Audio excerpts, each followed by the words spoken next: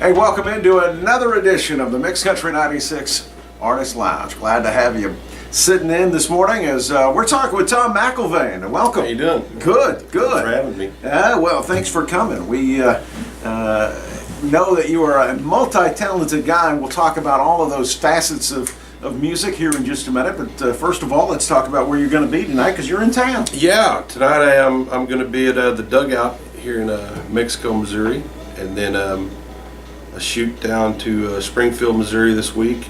I think Thursday, and then I'm over to Shelbina, and you're kind of going all different directions. I'm going to run all over Missouri for this week, and then I'm headed to Illinois and Iowa, and then over to Colorado. So you're going to Springfield, then Shelbina, or Shelbina, then Springfield? Springfield first, I believe. Okay, just double checking. Shelbina's not far from here, so you'll be back up our way here very quickly. You are, like I said, multi-talented. You're a writer, you're a singer, are you a publisher yet, or are you still working on your first book? No, this is the first book. Yeah. I never dreamed I'd ever write a book, but we had a lot of really cool feedback on this last album that we did, Redemption, that I'm pushing right now. And there was a lot of stories that came back from it that people were telling me about how they used it to help their family and stuff, and I didn't want them to just get lost in the air, so I started writing them down, and a friend of mine who's an editor said, this is a book, so I started writing down my thoughts, and turns out people want to read really twisted, sick thoughts. So. Well, how did you get into this business? Oh man, I always had a love for it. I just never really chased it down. I came from a pretty solid blue-collar family that believed in you get a job, you get an education, you get a wife, you get married, settle down. That's life. And I tried all that, and I was always unhappy. And I got into truck driving, found out that I loved to travel and to do stuff. And I was always writing, but I never learned to play anything until I was about 30, and I decided to start playing guitar and write music. And I got introduced to the Texas music scene and found out I could make a living doing it. So. And you've been doing it quite well. We'll talk about that coming up here in just a minute. You're from Texas? Yes, sir. And live there still yet? Yes, sir. I've been there my whole life. I know every back road, so why leave? We started venturing out probably about 4 years ago with the Dirty Pesos band, and I found out that I love touring as much as I love traveling around. So I never aspired to be a front man or a singer. I always loved writing and being a songwriter, and that's what I wanted to do. But as the internet took over and streaming plays came to be, it was harder and harder to be a songwriter financially. You know, it's not paying like it used to. So I found that I was going to have to start touring and playing and pitching my own songs this way, and turned out it's the best thing for me. I'm having a blast. I'm writing every day, meeting new people. The way I'm traveling acoustic this year, I'm able to run with other artists and write with them and their projects. So every day I'm busy. So. Well, you've written with a couple of pretty big names. I mean, we're a Red Dirt station. We play Red Dirt every hour. I know were nominated by Texas Music Pickers last year for Writer of the Year. Yeah, that was cool. That was very cool. And you know, that's one of the charts that we watch on a regular basis. And like I said, you've written with some of the big guns. Well, I was fortunate enough to be running with them in the trenches, so I really had a rapport built with them before they started blowing up.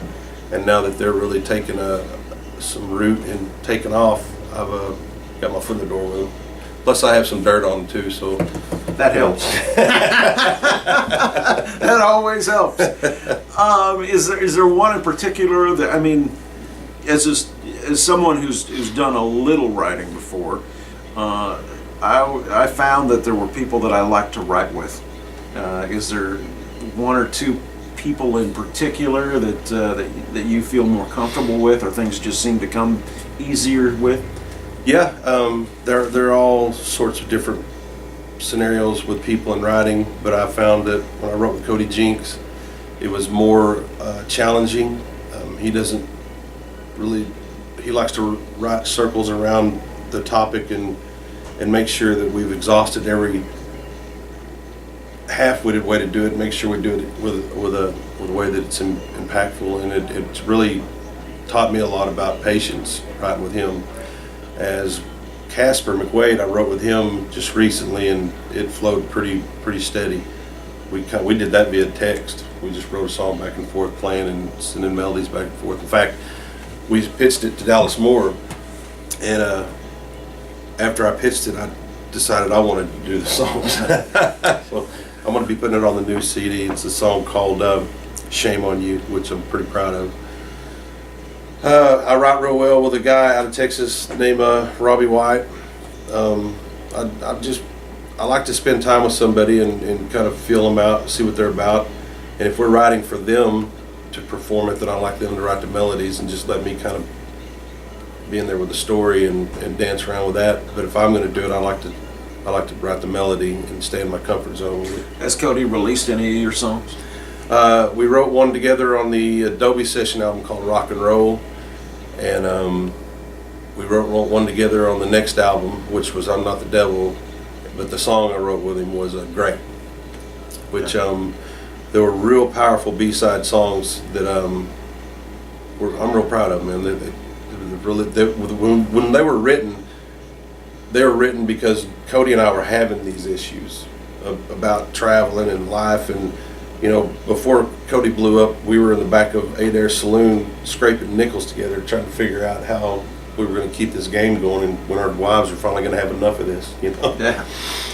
So talk about how writing has changed, because you mentioned writing songs via texting, and the whole music scene has changed just in the last 10 years. Yeah, it's changed, and I'm pretty old school, so it was hard for me to accept. But now that I'm starting to wrap my head around the accessibility to the producers and the publishing companies that I have now, as I didn't have it before mass media, it's actually more beneficial to the writer. But there's no more fat checks for the writer. There's no more, just got to get that one song and I can retire. You pretty much, you're just as good as the last song you wrote, and you just got to keep pumping them out. What do you find most interesting about writing? For me, it's like a relief valve whenever the pressure gets too big on me and I don't know how to express myself with something, or I just want to vent. Any kind of position where it's hard for me to sit down and have a conversation with somebody on it, I can sit down and write it and feel like I really got my point across better than actually talking about it. Mm-hmm. I find that interesting. I found that in the last 20 years, I've learned that writing is more of a form of communication than anything, like its own language. So just from hearing that, I'm going to guess that writing came before performing for you. Yeah. Performing wasn't even something I wanted to do. And I got asked to play in Luckenbach, Texas for my first show, which I thought they were joking, and then they told me I was really booked. So my first gig was, they just threw me right into the fire, and I got to see how connecting with people in acoustic shows, I never had that opportunity or feeling before, and it kind of grew on me. I don't think people realize, matter of fact, I'm sure the normal public doesn't realize just how much there's really, as far as country music is concerned, there's two communities. There's Nashville, which is an odd community in itself, and then there's Texas, and of course Texas is quite a bit bigger than Nashville, but it's just a different, but it is a community, yeah. But it's just different because it seems like, I mean, everybody's trying to help each other and so on and so forth, but everybody's also out there kind of doing the same thing. Yeah, I feel like Nashville's more of a machine and Texas is more of a family. When we get together, most of the shows when we start out, you'll play 5 or 6 years for free just doing benefits for other musicians that have been doing it longer than you, that have had hard times or house caught on fire. So most of the stuff you do when you start out is benefits, and you're hanging around with all these other musicians that are there to play, and that's how Cody and I met, and all the other people I've written with, basically. And the Nashville thing is more, everybody's got an agenda. You know, there's a lot of, I don't know how to say it, there's a lot of coexisting going on but I've found that it's a little more mechanical than it is in Texas. Texas is a little more organic. Yeah, Texas is a little more family. I mean, Yeah. in a way, I mean, there's kind of two subsets in Nashville that are kind of in the middle of what Texas is. There's those performers who haven't made it, who are bonded together, who are trying to help each other make it, and then the ones that have made it. So kind of the haves and the have-nots, and then there's Texas, which is kind of a middling of just everybody. It's a melting pot, and it's been slowly, and it's beautiful if you're a music lover. I mean, you can go down the street in any town and catch some great music by unknown bands that are playing for the door. But as a musician, it's so oversaturated with such great talent that it's hard to make any money to make a living anymore. It's just gotten to where if you're not willing to put the miles on the wheels and that's the music industry altogether. Because Yeah. I mean, we have Nashville artists, we have Texas artists who are all looking to try and establish a base somewhere else, which is a great thing, especially for someone like the Dugout who can bring in some artists. And obviously, you're going to be there tonight. What are you going to sing for us today? today I've got a brand new one that oh, you gotta live in cold weather. No, you don't have to. You're just forced to. I don't let it bother me until the guitars start walking all over the place. This right here, I wrote. I was working on a project trying to write for Jamie Richards, who's another big-time Texas artist that just got a #1 hit. And I wrote this song, and he liked it, and I wrote it for him. And I don't really remember what started the process of the song, but I know that somehow in the middle of writing it, it became personal to me. And at the end of it, this is another one where I wrote for somebody else and decided I'm going to keep it and do it myself. But this one's called That Song. She said you can go to hell, so that's just what he did. He picked up a bottle, oh, and he picked up a pen, put it to a melody till it fit perfectly, grabbed his daddy's old guitar, and overnight he's a country star. Yeah, every night he sang that song, 'cause he knew that's the one we'd want, Lord, and we would all sing along, 'cause we knew every word. You know the song, that's the one about really never moving on and living out a life for eternity. That song's about me.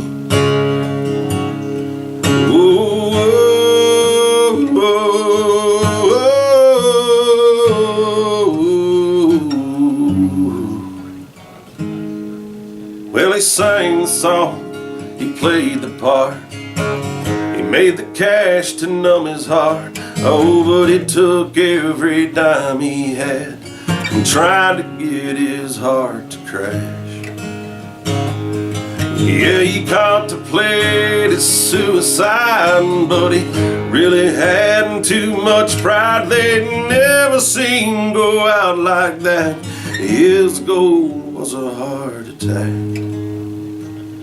Yeah, and every night he'd sing that song, 'cause he knew that's the one they'd want, Lord, and we would all sing along, 'cause we knew every word. You know the song, that's the one about really never moving on and living out a life for eternity. That used to be me.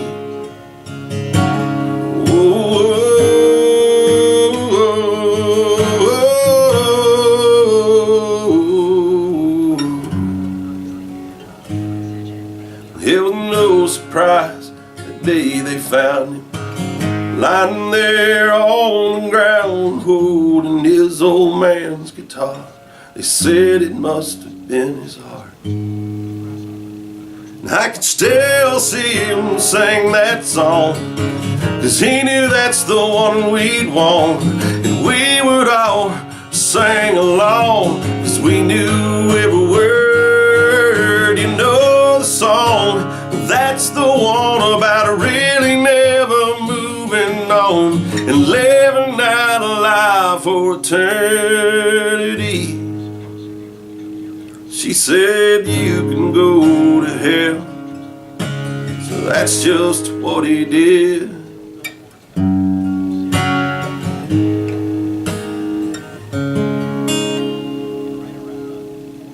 All right, very nice. Thank you. Yeah, very nice. So One of my happier songs. you, and he's not joking, folks. So you wrote that solo, or is that? Yeah, that's one that I wrote solo. Yeah. So talk about playing the guitar. Is that you mentioned you kind of picked those things up a little later? Yeah, I always had a little bit of trouble wrapping my head around the mechanics and what's the word for it? The music theory. But as I got to hanging with this guitar builder in Oak Ridge, Texas, who built some of my guitars, named Vince Paulus. He was teaching me about the mechanics of the guitar and the tones and the woods and how the keys are different. And I started really getting a fascination with more just, rings and tones instead of playing lead and telling stories with just the guitar. So now I'm starting to progress and to a point where each guitar has its own sound, its own story.